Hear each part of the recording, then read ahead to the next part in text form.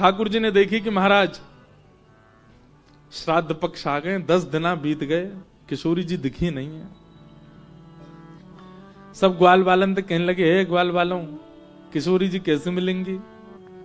वो लाला अब तो एक काम कर, बोले कहा छद्म भेष धारण करके जा, कोई और भेष धारण कर ले। ठाकुर जी बोले गोपी में बन के जा चुको, चूड़ी बेकवेवारी बन के जा चुको, सांझी बनाई वारी बन के जा चुको। अब तो बरसाने वाले इनको इतना शक है कि नंदगाम तो कोई भी छोरी आवे तो वो ये टटोल के देखें कहीं श्याम सुंदर तो नहीं, चोरी बन के ही आवे। मधुमंगल बोलो लाला एक काम ऐसा क्या? बोले कहा हमारे नंदगाम में एक बाबा बैठो है, कहा नाम बा को? नंदीश्वर महादेव। बोले नंदीश्वर बैठो है, यदि लाला तू जोगी बन के जाएगो कोई नहीं पहचानेगा। और सबरे ग्वाल बाल लेकर के नंदीश्वर महादेव के पास ठाकुर जी को ले गए और वहां जाकर के ठाकुर जी का श्रृंगार किया। जोगी रंग भी नाया, अच्छा श्रृंगी नाद बन जाया, जोगी रंग भी नाया, अच्छा श्रृंगी नाद बजाया। हमारे ब्रज के परम रसिक महापुरुष हुए श्री मल्लुकदास जी महाराज, उनका ये भाव है कि ठाकुर जी जोगी बनकर के बरसाने दर्शन करवे जा रहे हैं। जोगी रंग भी नाया, अच्छा श्रृंगी नाद बजाया, जोगी रंग भी नाया, अच्छा श्रृंगी नाद बजाया। हम केवल भाव सुना सुना के गा देते हैं। मोतिन लर अलख गंगा, मानो जटा जूट में गंगा हो। मोतीलर अलग गंगा, मानो जटा जूट में गंगा। किशोरी जी से मिलवे जा रहे हैं ठाकुर जी। मधुमंगल बोलो लाला तेरे लंबे लंबे घुंघराले केश हैं, इनकी जटा बनानी पड़ेगी। बोले कैसे जटा बनाओगे? सोई कहा क्यों महाराज? दही लेके आए और दही में गोबर मिलायो और गोबर मिला के लाल जी के केशन की जटा बनाई। जटा बना करके महाराज बिल्कुल मध्य में जैसे महादेव की जटा, ऐसे ठाकुर जी की जटा बना दी लाल जी के। लाल जी बोले हमने कथा में सुनी है महादेव की जटा में तो गंगा निकले, मेरी कैसे निकलेगी? तो वर्णन कर रहे मोतिन लर अलक गंगा। एक पतले पतले मोतियों की माला लेकर के आए और वो माला तोड़ के नेक भीतर घुसा दी और नेक भीतर से ऐसे बाहर निकाल दी सब ग्वालान ने। तो मोती की लर निकल रही है। सब मधुमंगल से लाला देख कैसी गंगा निकल रही है, आहा दूर से देख के ऐसा लग रहा महादेव ही आ रहे का। ठाकुर जी बोले ऊपर को तो श्रृंगार है, को और करो। तब ललाट में चंदन बिंदा, मानो किए भूषण हो। ललाट में चंदन बिंदा, मानो किए भूषण इंदा। ऐसा ऐसा चंदन लगाया मधुमंगल सीतामा तनसुका मनसुका धनसुका कि मानो ऐसा लग रहा है कि चंद्रमा ऊपर से उतर के माथे पे आ गो है, यही चंद्रमा धारण कर रखो। मानो किए भूषण इंदा, इंदा माने चंद्रमा। जोगी रंग भी नाया, अच्छा श्रृंगी नाद बजाया। किशोरी जी से मिलने के लिए हमारे ब्रज के लाला महादेव को रूप धारण कर रहे हैं। आहा। और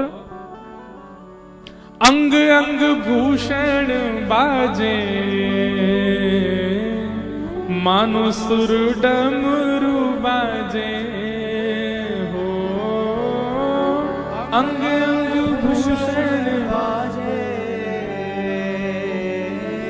मानो सुर डमरू बाजे। हमारे मल्लुकदास जी महाराज कहते हैं, बोले ठाकुर जी छद्म भेष धारण करते हैं तो नंद भवन से जो पोशाक पहन के उसको उतारते नहीं है। क्यों? छग्म वेश को मतलब क्या है? किशोरी जी के दर्शन करते तुरंत उतार के सबरे नंद भवन भागनो है। तो यहां हमारे भीतर नंद भवन के आभूषण, नंद भवन की पोशाक पहन रखी है। आभूषणों से ठाकुर जी की ध्वनि आती है, पर आभूषण के ऊपर अगर कपड़ा रख दो तो ध्वनि जो है उसकी जो कांस होती है वो कम हो जाती है। ठाकुर जी ने जितने आभूषण पहने उनके ऊपर जब महादेव की तरह बागंबर आदि पूरा सब लपेटा है, तो जो अंदर की आभूषण है चलते समय उनकी तीखी आवाज तो आ नहीं रही है, वो ढम ढम ढम आवाज आ रही है। तो ऐसा लग रहा मानो डमरू बजाते हुए चल रहे हैं। आहा, ठाकुर जी को सर्वांगीण श्रृंगार है क्यों? मधुमंगल बोलो लाला एक चिंता की बात है। बोले कहा? बोले जे जोगी बाबा महादेव है का जे भस्म लगावे अंग पे, और लाला तोय भी लगानी पड़ेगी। ठाकुर जी हम लगा दे। बोले पर भस्म तो शमशान ते आवे। शमशान को नाम सुनते ही ठाकुर जी तो दौड़न लगे, मैया के पास जाऊंगो मैं। मैया के तू कहा करेगो? शमशान ते लेके आवेगो भस्म। मधुमंगल सीताम बोले लाला तू कहा डर रहो, हम ही नहीं जा पाएंगे शमशान, कहीं हुआ आगो तो हम कैसे जाएं? ठाकुर जी बोले अब श्रृंगार कैसे होगा मेरो? कितना सुंदर वर्णन श्री मलुकदास जी कर रहे हैं कि मधुमंगल, श्रीदामा, तनसुका, मनसुका, धनसुका सब सखाओं ने मलियागिरी चंदन लगाया ठाकुर जी के अंग पर श्री जी से मिलने की जो ज्वाला ठाकुर जी के हृदय में, जो व्याकुलता, जो विरह ठाकुर जी के हृदय में है, उस विरह की अग्नि से मलियागिरी चंदन जल करके भस्म बन गया। मलियागिरी चंदन ब्राजे मानो सुंदर भस्म ब्राजे हो, मलियागिरी चंदन ब्राजे मानो सुंदर भस्म ब्राजे। तीव्र उत्कंठा श्री जी से मिलने की ठाकुर जी के चित्त में जो है, उस उत्कंठा, उस विरह अग्नि से जो चंदन अंग पे लगा वही भस्म बन गया जल करके। ठाकुर जी जोगी बन गए। आहा,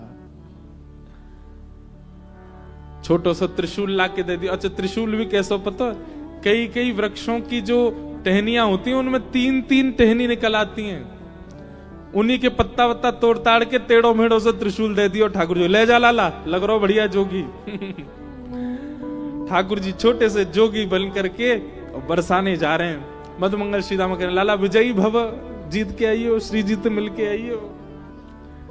ठाकुर जी पहुंच गए बरसाने, और बरसाने जाती महाराज डमरू बजा रहे, अलग निरंजन। बड़ी बड़ी गोपी नेक्स्ट सो जोगी, और सब गोपी आके कहें अरे जोगी बाबा कौन सी मैया ने वन में छोड़ दियो तो छोटे से। ठाकुर जी कह रहे हैं अपमान मत करे, भस्म कर दूंगा तो है, छोटा बालक ना हूं मैं, युग युगंत कर रहा हूं तपस्या। पहले मेरो कद 50 फीट हतो, तपस्या कर करके घिसको नेक्सो से रह गऊं। सब गोपी बात सुनकर के आनंदित हो रही है लाल जी की। अच्छा जोगी बाबा कहा करे, कैसी ब्रज की अंतरंग लीला तो अद्भुत है। क्यों महादेव ना हो मोहित ठाकुर जी पर, कैसी लीला करते हैं त्रिलोकीनाथ। तो सब गोपियां बोली जोगी बाबा कहा करे?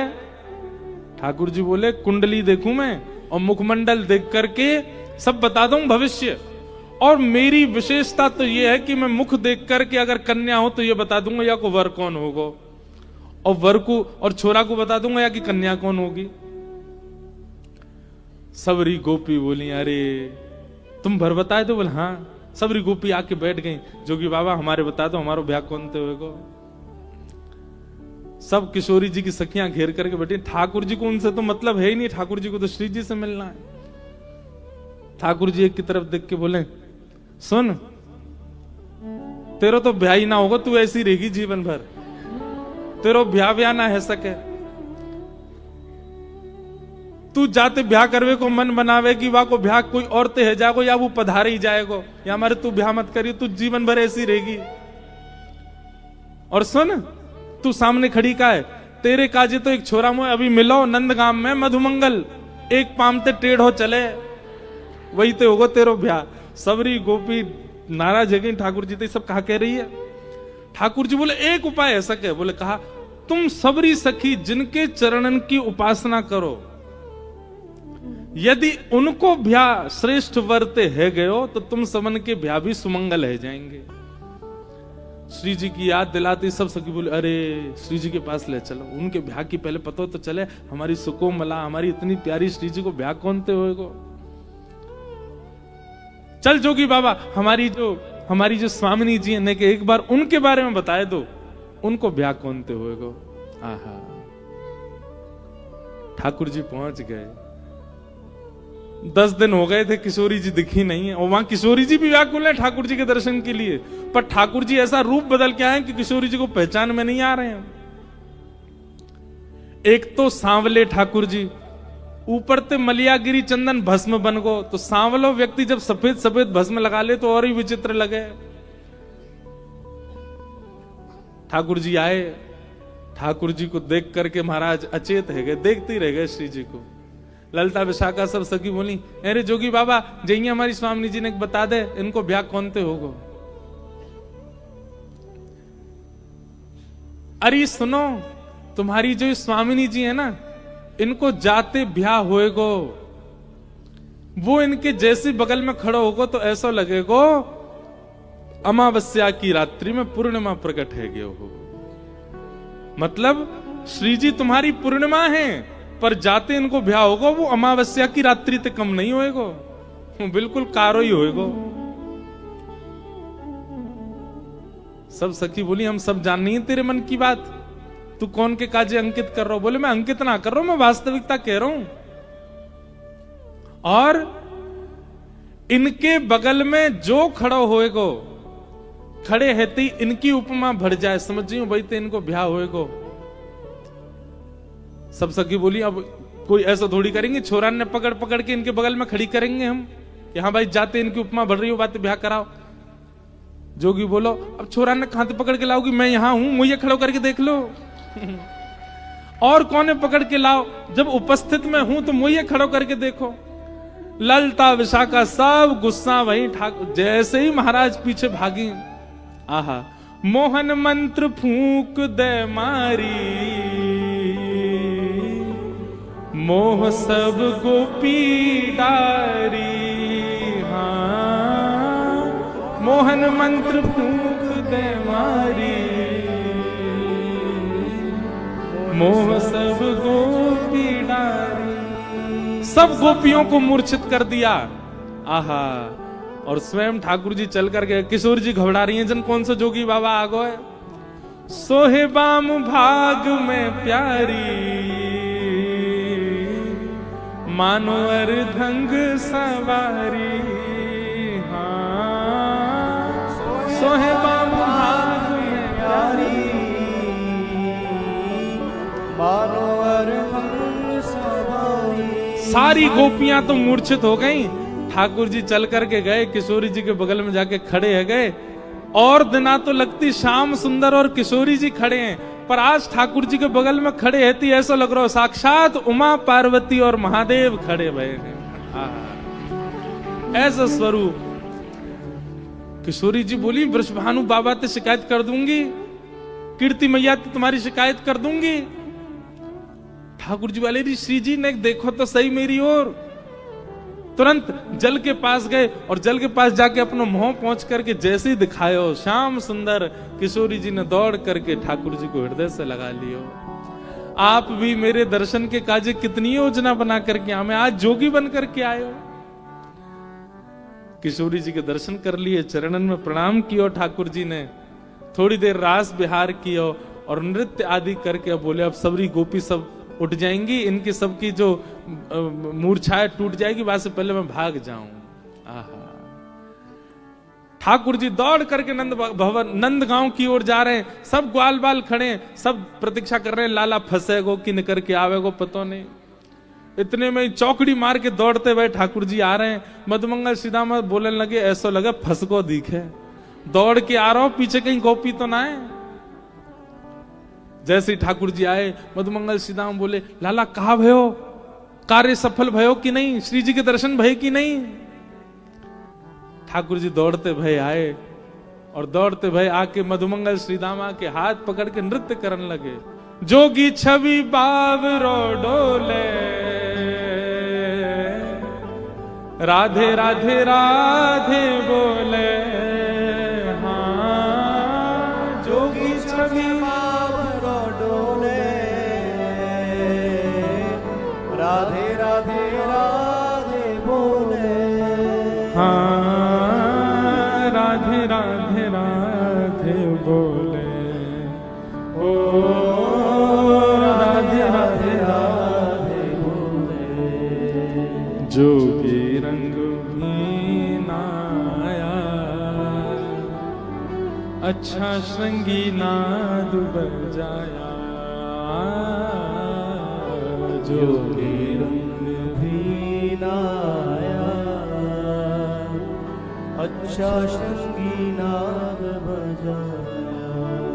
यहां रास में महादेव गोपी का रूप धारण कर रहे हैं और वहां निकुंज में ठाकुर जी महादेव का रूप धारण कर रहे हैं। ऐसे हरिहर एक दूसरे से परस्पर प्रेम को प्रकट करते रहे और या परस्पर प्रेम की गंगा में हम और आप ऐसे ही गोते लगाते रहे, यही आनंद है। महादेव गोपी बन करके गए और महारास में ठाकुर जी के साथ आनंद किया। बोलो रास रासेश्वर भगवान की। रास का प्रसंग सुनाया गया। अब हम क्रम पूरा कर दें भागवत जी का। आज तो हमारा मन ही नहीं हो रहा था रास पूरा करने का, और भाव गाते जाएं, बस यहीं रास में ही कथा छोड़ जाएं ऐसा मन था, पर अनुष्ठानिक कथा इसलिए क्रम पूरा कर देते हैं। रास पंचाध्यायी के उपरांत युगल गीत आया। युगल गीत के उपरांत कंस वध की कथा प्रारंभ हुई। नारद जी महाराज ने कंस से कहा कि तुम धनुर्यज्ञ करो और धनुर्यज्ञ में कृष्ण बलराम को दोनों को बुलाओ, देखने के लिए दोनों बालक आएंगे, छल से उनको मार देना। अक्रूर जी महाराज को वृंदावन भेजा गया ठाकुर जी को लाने के लिए। अक्रूर जी महाराज वृंदावन आए।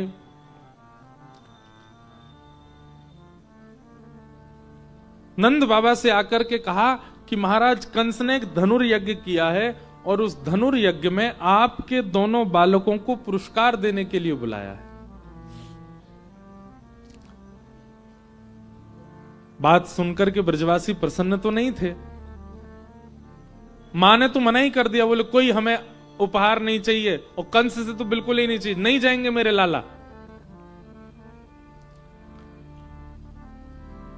लेकिन ठाकुर जी ने मन में विचार किया कि अगर हम ब्रज छोड़ करके नहीं गए, अब बहुत लंबी कथा है, बहुत विस्तृत कथा है, ठाकुर जी ब्रज छोड़ने के लिए राजी नहीं थे। एक प्रसंग आता है कि नारद जी महाराज ठाकुर जी से मिलने आए। ठाकुर जी गैया चरा रहे थे, सो नारद जी को देख करके ठाकुर जी ने हृदय से लगा, अरे नारद बताओ कैसे आए। नारद जी बोले, भगवान गैया चराते रहोगे, ब्रजवासियों के बीच में बैठे रहोगे, बस यही करना है। कंस को कौन मारेगा? ये बाकी की लीलाएं सब होनी है, द्वारिका लीला होनी है, महाभारत का युद्ध होना है, गीता का ज्ञान उपदेश करना है, 16,108 ब्याह आपको करने हैं, ये सब क्रियाएं आगे बहुत कुछ होना है, वो कौन करेगा? तो ब्रजवासियों की ओर देख के और ब्रज को देख करके ठाकुर जी एक बार नारद जी से कहते हैं, नारद जी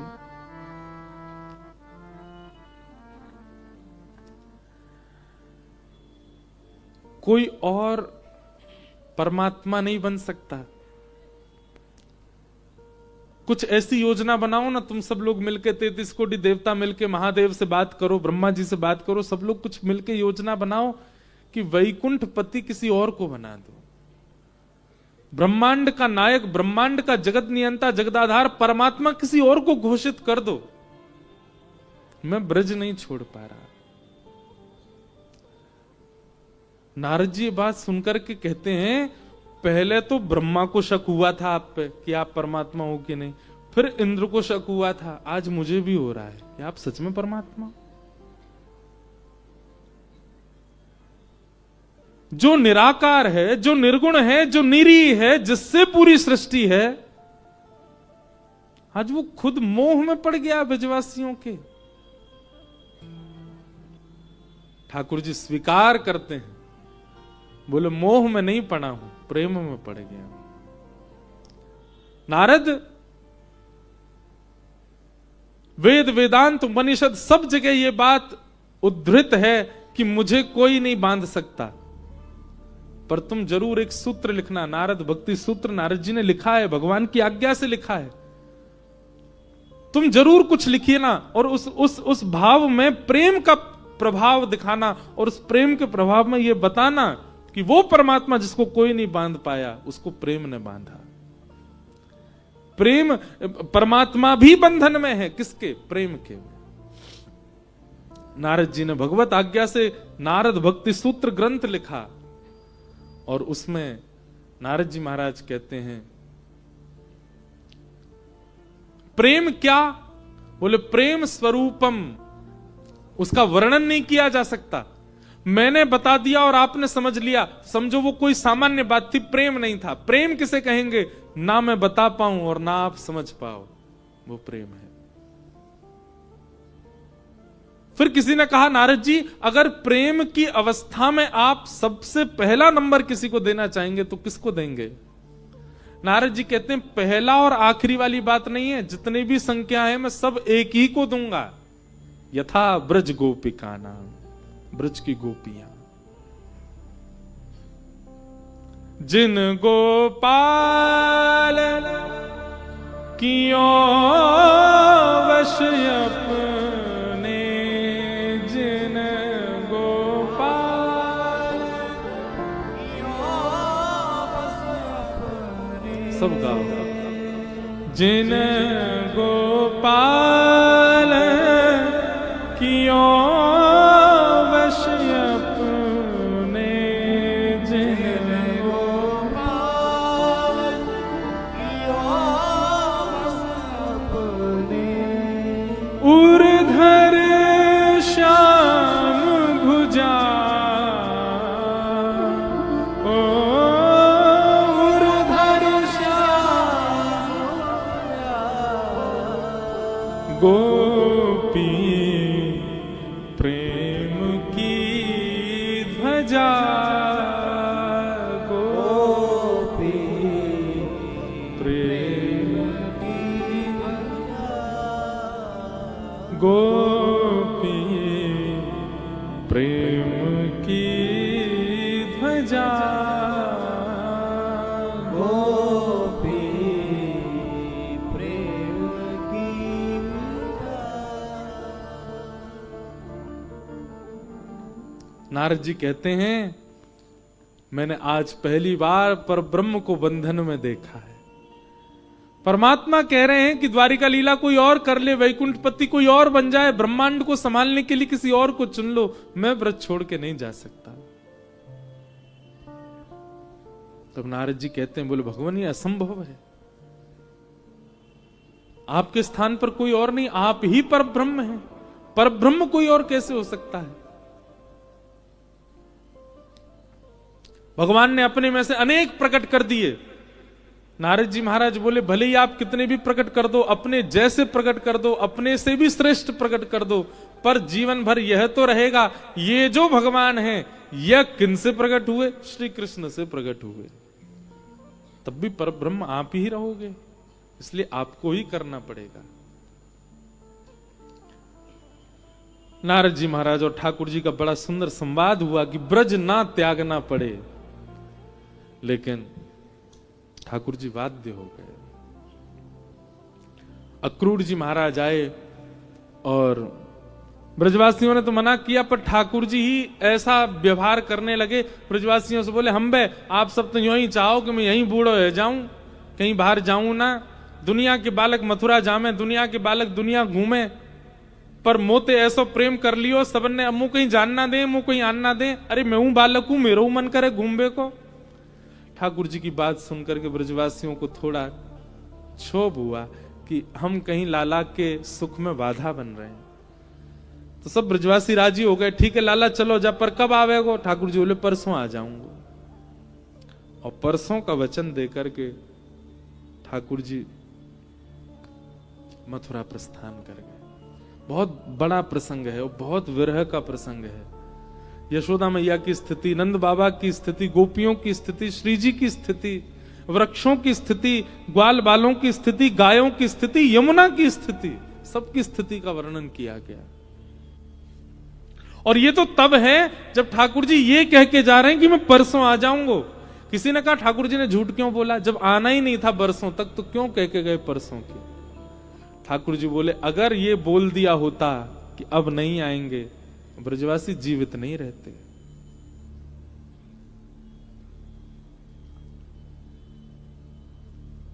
परसों की बात कह करके रथ में बैठ करके ठाकुर जी जाने लगे। अक्रूर जी के मन में आया कि यशोदा मैया को सच पता होना चाहिए, आस लगाए बैठी रहेंगी मेरो लाला आवेगो। चलते हुए रथ से अक्रूर जी महाराज ठाकुर जी से बोले भगवान आप अभी ब्रजवासियों से मिल रहे हैं, मैं जरा जलपान करके आता हूं। अक्रूर जी महाराज भीतर दौड़ करके गए, यशोदा मैया को एक कक्ष में ले गए और मैया से जाकर के बोले मैया एक बहुत सत्य बात आपको बतानी है। यशोदा मैया बोली हाँ बताओ, जल्दी जल्दी बताओ, लाला जा रहा है। बोले मां आज से 11 वर्ष 56 दिन पहले भादों के महीने अर्धरात्रि में कंस के कारागृह में वसुदेव और देवकी ने एक बालक को जन्म दिया था। यशोदा मैया बोली हाँ वो सबको पता है, अष्टभुजी देवी जन्म हुई थी और कंस के सिर पर पाद प्रहार करके आकाश में चली गई थी, वही तो।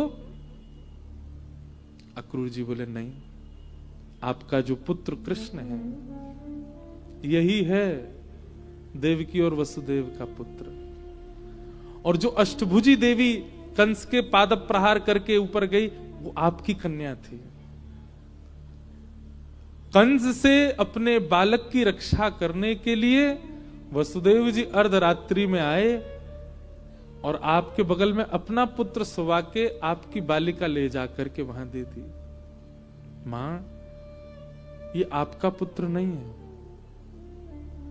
ये देवकी का पुत्र है। और मैं ये बात इसलिए बता रहा हूं कि अब ये लौट करके नहीं आएंगे।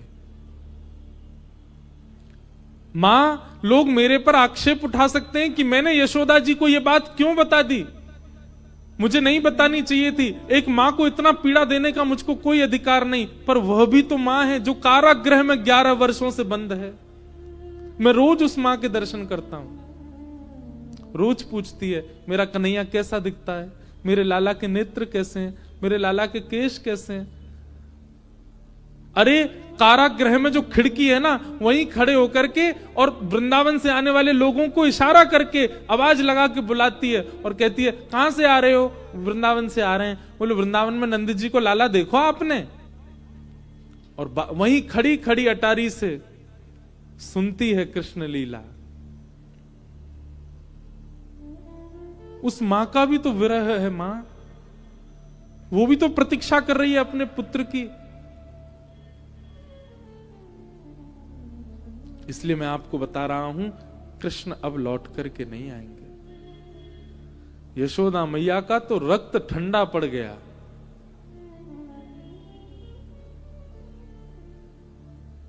थोड़ी देर के लिए स्तब्ध हो गई।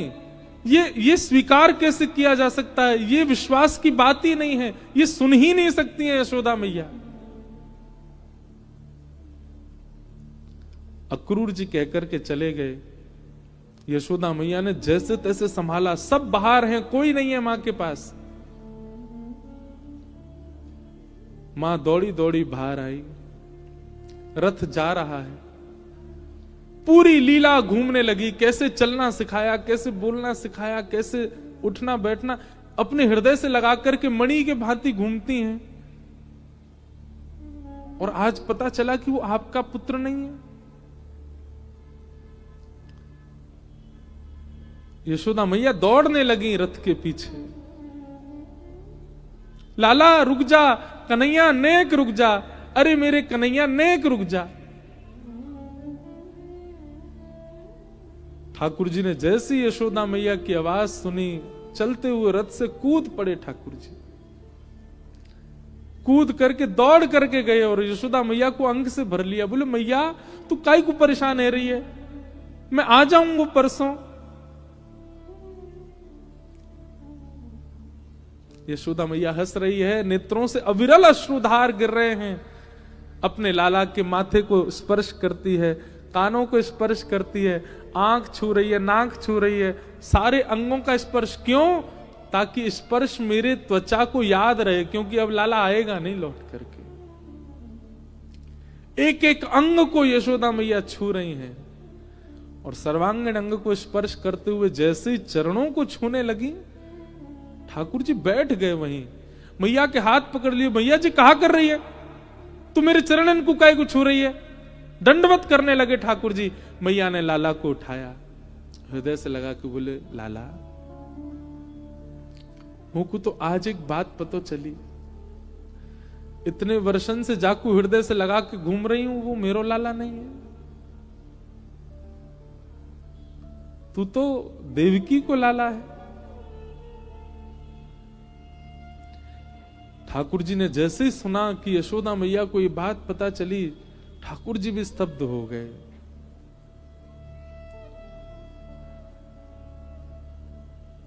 अब निशब्द हैं, कुछ कह नहीं सकते ठाकुर जी। यशोदा मैया सर्वांगीण अंगों का स्पर्श करती है और हृदय से लगा के कहती लाला मेरी एक दो बात माने को। पहली बात, देवकी से मेरी शिकायत मत करियो। नेक्सस माखन खावे के पीछे मैंने तू को उखल से बांध दियो, तेरे पीछे छड़ी लेके भागी, ये सब बात तू देवकी को मत बताइयो लाला।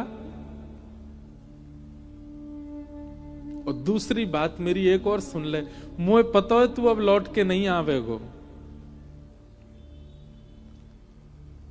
पर जब भी तेरे कान में ये बात पहुंचे ना कि यशोदा अपने प्राण त्याग रही है, बस वह समय लाला तू कहीं भी हो, मैं तू को वचन दे रही हूं मेरे प्राण तब तक नहीं निकलेंगे जब तक तू मेरे सामने नहीं आवेगो।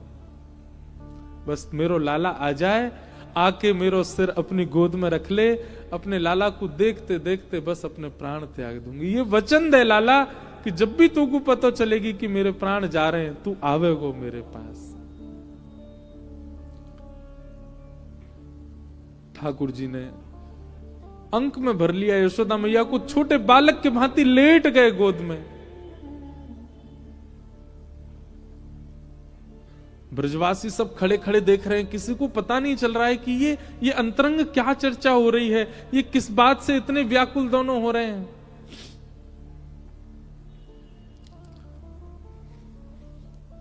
यशोदा मैया ने आज्ञा की लाला जा। अरे मोह तो फिर भी इतना विरह नहीं, मैं तो सोच कर के मैं तो को चाहूं तो रोक सकूं, पर मुझको देवकी दिखाई दे रही है, वो कितनी व्याकुल रह रही होगी। लाला जा, और जाकर के अपनी जन्मदात्री मां को सुख प्रदान कर। ठाकुर जी ने यशोदा मैया की रज को अपने माथे से लगाया। ठाकुर जी ने यशोदा मैया की चरण रज को अपने अपने अंग से लगाया। खूब सारी रज अपने अपने अपनी पीतांबरी में बांध करके ठाकुर जी और ब्रज को प्रणाम करके तुरंत रथ में बैठ गए और प्रस्थान कर गए। यशोदा मैया मूर्छित हो गई। तभी सब ब्रजवासी देखते रहे, वो लाला जा नहीं पावेगो, या को हमारी इतनी याद आवेगी, देखियो भाई कूद जावेगो चलते रखते ही, जा ही ना पावेगो। मधुमंगल श्रीदामा सब चर्चा कर रहे हैं, हमारे बगैर रही ना पावेगो। ये अभिनय कर रहे हो जावे को, देखियो अभी लौट के आवेगो। देखते देखते देखते रात्रि हो गई। रात्रि तक एक भी ब्रजवासी हिला नहीं। सबको लग रहा ठाकुर जी अभी आ जाएंगे, रही ना पावेगो हमारे बिना।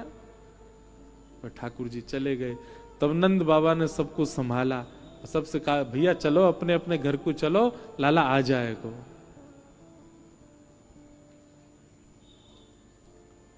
कान्हा तेरी जोहत रे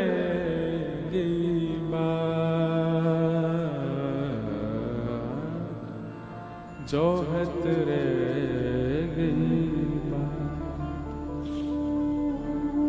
हर दिन ब्रजवासी जाते हैं और मथुरा के द्वार पर, मथुरा के रास्ते पर जाके बैठ जाते हैं और शाम तक प्रतीक्षा करते हैं। और शाम को जाकर के यशोदा मैया से कहते हैं, मैया तेरो लाला आज नहीं आयो, परसों की कह के गए हो भैया, बरसों है गए आयो ही नहीं है। विरह व्याकुल ब्रजवासी। ठाकुर जी मथुरा गए। बहुत अद्भुत प्रसंग है बंधु। यहां प्रेम प्रेम दिखता है। अब अंतरंग कई बातें हैं, वो अवकाश नहीं है, नहीं तो मैं कहूं ठाकुर जी किस रूप से वृंदावन में ही छुप गए हैं। सब भाव कहने का मन तो है पर समय नहीं।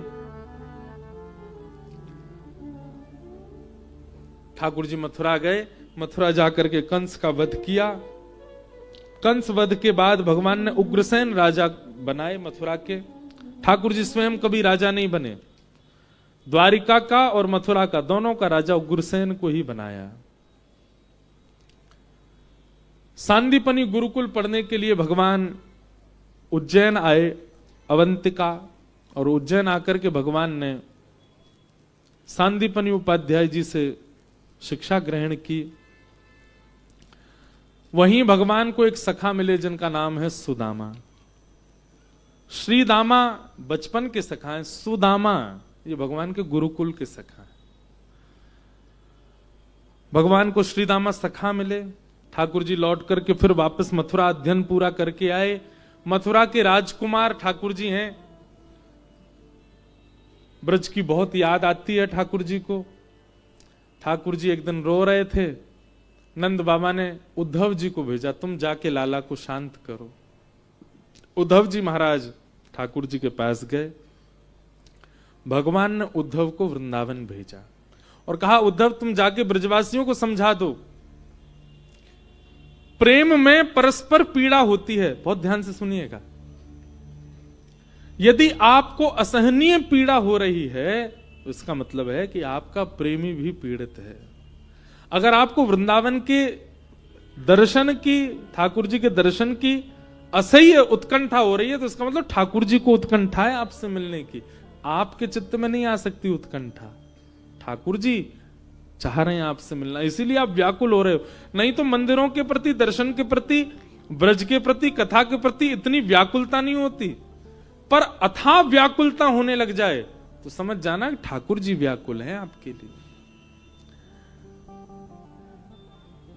ठाकुर जी ने उद्धव को बुला करके कहा, ये सब ब्रजवासी मुझे बहुत याद करते हैं, इसीलिए मुझे भी इनकी याद आती है। उद्धव तुम जाओ और ब्रजवासियों को मेरा समाचार सुना करके आओ। उद्धव मेरी मैया से जा कहियो,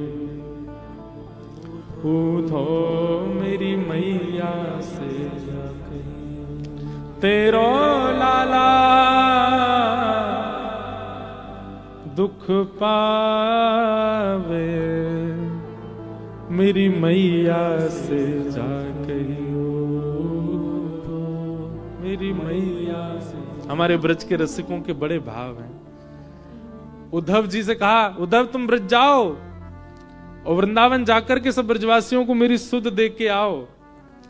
उद्धव जी महाराज बोले, बृहस्पति का शिष्य हूं मैं, मेरी वाणी सुनकर के देवता स्तब्ध हो जाते हैं, तो ये तो अनपढ़ गंवार ब्रजवासी, गोबर थापने वाले, गैया चराने वाले अनपढ़ ब्रजवासी, इनके सामने ऐसा ऐसा वेद कहूंगा, ऐसा वेद कहूंगा, सब सुनकर के आपको भूल जाएंगे, पर ब्रह्म की उपासना में लग जाएंगे। उद्धव बोले, ज्यादा कठिन मत बोलना, बस सीधे हैं ब्रजवासी, सरल भाषा बोलना। भगवान ने अपना मोर पिच उद्धव के मुकुट में लगा दिया, कारी कमली उतार के पहना दी। जाओ उद्धव। जाते जाते भगवान बोले, उद्धव कब आओगे लौट के? भगवान उद्धव जी बोले, कितने ब्रजवासी होंगे? 1,00,000 2 लाख ब्रजवासी हैं, शाम तक आ जाऊंगा, कोई बड़ी बात नहीं मेरे लिए। भगवान बोले थोड़ा अहम शून्य होकर के जाना उद्धव, ब्रजवासी हैं वो। उद्धव जी महाराज ब्रज गए, 6 महीना बाद लौट करके आए। कितने महीना? और 6 महीना में स्थिति ये हो गई कि केश जटा बन गए उद्धव जी के, मुख काला पड़ गया उद्धव जी का, नेत्रों से अविरल अश्रुधार गिरती है उद्धव जी के। गए थे राजकीय वस्त्रों में, लौट करके आए तो चीर में आए थे, सारे वस्त्र चीर हो गए उद्धव जी के। क्यों? ऐसा प्रेम का पाठ पढ़ाया ब्रजवासियों ने, ऐसा प्रेम प्रकट किया ब्रज की ब्रजांगना गोपियों ने। एक बात कहें, कथा पूरे विश्व से सुन लीजिएगा, पर उद्धव गोपी संवाद तो किसी ब्रजवासी से सुनो। ब्रज की लीला तो ब्रजवासी ही सुना सकता है। हमारे पूज्य पिताजी महाराज उद्धव गोपी संवाद जब बोलते हैं ना, ऐसा लगता है कि साक्षात उद्धव सामने खड़ा है और ब्रज की गोपियां, श्री किशोरी जी, राधा रानी, और वहां केवल उद्धव संवाद में किशोरी जी की वाणी है, जिसको हम कहते हैं भ्रमर गीत। मधुपक तब बंधो मास्पृशांग्रिम सपत्न्या, कुछ विलुलित माला कुंकुमश्मश्रुभिर्न, बहतु मधुपतिस्तन मानिनी नाम प्रसादम, यदु सदसि विडम्ब्यं यस्य दूतस्त्वमिद्रक। एक भौरे को केंद्र मान करके उद्धव को सुना रही है हमारी श्यामा जी। इसीलिए यहां लिखा है गोपी उवाच, एक गोपी बोल रही है। और वो एक गोपी कौन है? पूज्य रमन रेती वाले महाराज जी कहते हैं, ठाकुर जी को कितव यानी कि कपटी, ये शब्द है कितव, ये बोलने की सामर्थ्य और किसी में है ही नहीं, ये तो एक ही बोल सकती। इसको व्याज स्तुति कहता। अब ये बहुत विस्तृत प्रसंग है, सब इनको सबको स्पर्श भी नहीं कर पाऊंगा मैं, इतना अद्भुत भाव। और कहीं चले गए तो हमारी फ्लाइट छूट जाएगी। काशी वाले तो चाह रहे हैं छूट जाए पर अगर हमारा उत्सव नहीं होता ना 11 तारीख से, हम एक बात बहुत व्यास मंच से कह रहे हैं, हम ये कथा 10 दिन की कर देते अपने आप ही। आप चाहते ना चाहते तो भी हम 3 दिन एक्स्ट्रा करके जाते, और उत्सव है। कर चुका हूं मैं, भक्तमाल जी की कथा हुई थी जयपुर में, 7 दिन की कथा 9 दिन तक करी हमने। 2 दिन एक्स्ट्रा जबरदस्ती यजमान से बोली करो व्यवस्था, करेंगे 2 दिन एक्स्ट्रा, मन कर रहा है कथा का। और वो इतने प्रेमी हो गए, अब उन्होंने 1 महीना का समय लिया है, बोले 1 महीना सुनेंगे महाराज जी। मैंने कहा ठीक है, तो अवकाश नहीं है, नहीं तो मैं तो अपने वश में हूं, मैं तो 2 दिन और सुना दूं। लेकिन सब विषय बहुत सुंदर, और ये सब जगह होती है कथा, पर ऐसे भाव नहीं उमड़ते। यहां ऐसा लगता महादेव बैठे हैं कथा में, वही सुन रहे हैं। काशी का प्रभाव और प्रवाह, कथा सब जगह होती है, पर प्रेम सब जगह प्रकट नहीं हो पाता। काशी में अनुभव हो रहा है, और हुआ है, हर बार ही हुआ है। जितनी बार काशी आए उतनी बार हुआ है। तो उद्धव जी को ज्ञान उपदेश किया गोपियों ने, किशोरी जी ने पढ़ाया उद्धव को। उद्धव जी 6 महीना बाद लौट करके गए। भगवान बोले अरे उद्धव, तू तो शाम तक आने वाला था। उद्धव जी महाराज ठाकुर जी से जाके विनती पता है क्या करते हैं? बोले आप मुझे अगर कुछ देना चाहते हो, आशा महो चरण रेणुज श्याम हम श्याम, वृंदावने किमपि गुलमलतोषधीना। हे नाथ, अगर मुझे आप कुछ देना चाहते तो एक वरदान दे दीजिए। क्या? द्वारिका का आधिपत्य, मथुरा का आधिपत्य, वैकुंठ का आधिपत्य किसी और को सौंप के मेरे संग में और आप दोनों वृंदावन चले और सदा वृंदावन रहे। हमें कहीं नहीं जाना नाथ, सब छोड़ दीजिए। ये मथुरा आपके लायक नहीं है, आगे वाली द्वारिका आपके लायक नहीं है, महाभारत आपके लायक नहीं है, आपके लायक केवल ब्रजवासी हैं। उनका प्रेम आपके अधिकार का है। नाथ वहीं चल दो ना, सब छोड़ दो, चलो मेरे साथ, मैं ले जाने आया हूं आपको। भगवान ने गाढ़ आलिंगन किया उद्धव का। बोले उद्धव, आज मैं कह रहा हूं, सब जगह निधियों का वर्णन किया ना भगवान ने, मासों में ये मैं हूं, दैत्यों में प्रहलाद में हूं, पुष्पों में ये मैं हूं, ग्रंथों में ये मैं हूं। भगवान कहते हैं यदुवंशियों में उद्धव मैं ही हूं, ये मेरा ही रूप है, मुझ में और उद्धव में कोई भेद नहीं। भगवान बोले उद्धव, तुझे पता मैंने क्यों भेजा था ब्रज? क्यों? बोले अब परसों मथुरा पर चढ़ाई होने वाली है, जरासंध चढ़ाई करेगा और उसकी चढ़ाई के बाद हमें मथुरा छोड़ के जाना पड़ेगा। तो मेरे मन में बस यही था कि आगे की यात्रा पर मैं जाऊंगा, मेरे साथ चलता फिरता ब्रज हो, और वो तू बन चुका है। अब तेरे अंदर ब्रज समाहित हो गया। मुझे जब किशोरी जी की याद आएगी मैं तुझे देख लूंगा, मुझे जब नंद बाबा यशोदा का स्मरण होगा मैं तेरा दर्शन कर लूंगा उद्धव, मुझे जब वृंदावन की स्मृति होगी तुझे अपने हृदय से लगाऊंगा उद्धव, तू ब्रज है मेरे लिए। मैं एक बात कहता हूं बंधुओं, सबका प्रेम गाया गया व्यास मंच से। मीरा का प्रेम सबने सुना, किशोरी जी का प्रेम सबने सुना, ब्रजवासियों का, गोपियों का प्रेम सबने सुना, पर कृष्ण का प्रेम कोई नहीं जानता। हमारे ठाकुर जी कितने प्रेम करते हैं ब्रज से।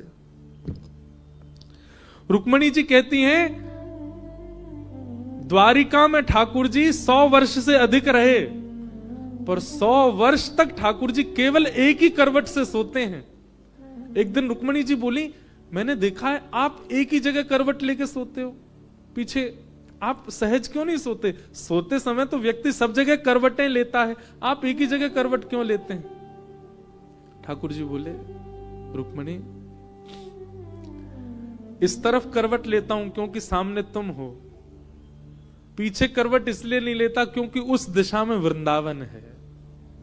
कहीं उस दिशा की तरफ मैंने करवट ले ली तो मैं विरह सह नहीं पाऊंगा। ठाकुर जी जब चलते भी है ना तो दिशा पूछ करके चलते हैं कि उस दिशा में ना चलूं जिस दिशा में वृंदावन है, क्योंकि मैं रोक नहीं पाऊंगा स्वयं को। उद्धव, अब तू मेरे योग्य बन गया, अब मेरे को यह विश्वास, एक सांत्वना मेरे चित्त में रहेगी, मेरे साथ मेरा हाथ पकड़ के ब्रज खड़ा है।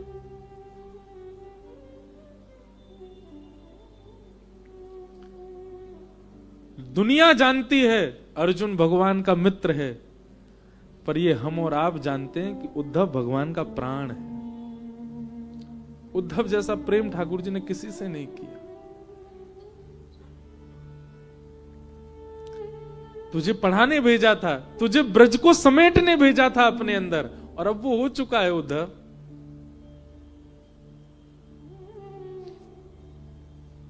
अब मुझे चिंता नहीं, अब मुझे पीड़ा नहीं है, तू है ना मेरे साथ, तू ब्रज ही है, चल उद्धव। और जरासंध ने 17वीं बार चढ़ाई की। तब तक भगवान, कई कारण बताए जाते हैं, जरासंध ने 17 बार चढ़ाई की, भगवान ने क्यों नहीं मारा जरासंध को? प्रतीक्षा कर रहे थे भगवान उद्धव की। और जैसे ही उद्धव आ गया, 17वीं बार 18वीं बार जैसी चढ़ाई की, भगवान ने युद्ध नहीं किया, रण छोड़ के भाग गए। क्यों? अब ब्रज है मेरे साथ, और पहुंच गए द्वारिका।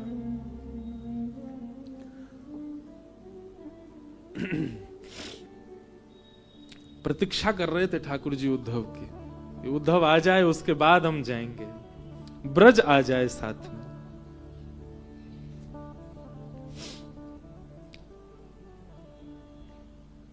दो प्रसंग, कभी भगवत कृपा होगी ना, स्वच्छंद प्रवचन करने की मेरी प्रबल इच्छा है। एक तो उद्धव गोपी संवाद और एक उद्धव कृष्ण संवाद, दोनों में उद्धव प्रधान है। वहां उद्धव गोपी संवाद में किशोरी जी और उद्धव का वार्ता है, और उद्धव कृष्ण संवाद में ठाकुर जी और उद्धव की वार्ता। अद्भुत है। पर उस स्थिति तक पहुंचने के लिए पहले आपको अनेक सप्ताह सुननी पड़ेंगी, अनेक कथाओं का श्रवण करना पड़ेगा उस स्थिति को श्रवण के योग्य बनने के लिए। और मुझे भी बहुत कथाएं कहनी पड़ेंगी, तभी उस भाव में हम जा सकते हैं। भगवान उद्धव के साथ, सब ब्रजवासियों के साथ द्वारिका पधारे। बोलो रण छोड़ राय भगवान की, द्वारिकाधीश की। ठाकुर जी द्वारिका पधारे। बलराम जी का विवाह रेवत राजा की पुत्री रेवती के साथ हुआ और कौंडनपुर के राजा भीष्मक के साथ में, भीष्मक की पुत्री रुक्मणी के साथ में भगवान श्री कृष्ण का विवाह हुआ। बोलो रुक्मणी रमण भगवान की। अब हम जल्दी से क्रम पूरा कर देते हैं, क्योंकि अब आगे का भाव बहुत विस्तार है, सब नहीं कह पाएंगे। भगवान के अष्ट प्रमुख ब्याह हुए। 16,108 राजकुमारियों को बंदी बना रखा था भौमासुर ने। भगवान ने भौमासुर का वध करके उन सबको वहां से मुक्त करके उनसे भी ब्याह किया। ये ब्याह क्यों इतने हुए मैंने बहुत बार विस्तार से कहा, यूट्यूब पे जाके सुन लेना। भगवान का आगे दिनचर्या ग्रहचर्या सबका नारद जी ने वर्णन किया। तत्पश्चात अश्वमेध यज्ञ पांडवों ने किया। राजसूय यज्ञ में भगवान पहुंचे और जाकर के उनका यज्ञ सफल बनाया।